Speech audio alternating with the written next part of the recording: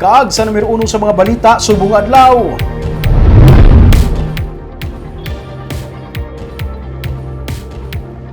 Ginusa na kay nasang aga ang panugod sa cashless transaction sa merkado sa Bacolod City. Sinusa kay Mayor Abby Benitez, ini na panugod sa pag-transform sa Bacolod City sa isa ka super city.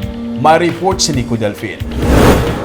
Ang piso nga fruit shake sa Libertad Market ginapilahan. Amo man ang tag 25 pesos nga bugas nga may dala na nga 1/4 kilo nga kalamay.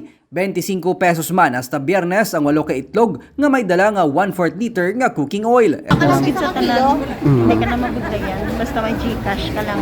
Sometimes ang iban, hindi nakadala kwarta cashless na tat. Mas easy man. Hindi na magkambyuhan na mas lasig man.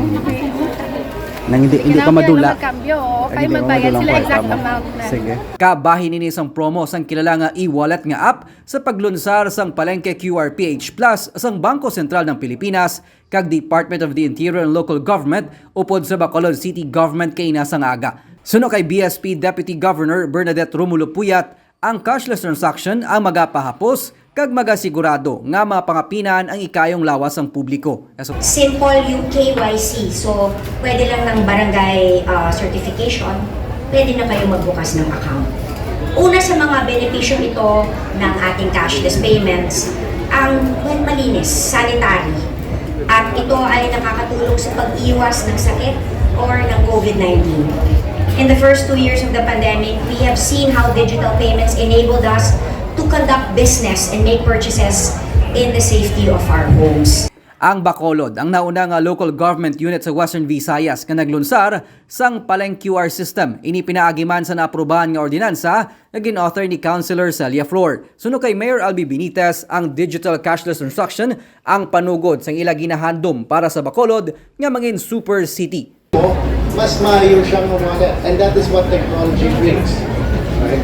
This will make Bacolod City, as we envision, not just a smart city, but a super city. And this is the direction that we have embarked. As we have all said, ang ato nga handom para sa bilog na Bacolodlon is to be able to digitize our daily transactions. Ginaabi-abi naman ini sang kadamaan nga mga manugbaligya sa merkado.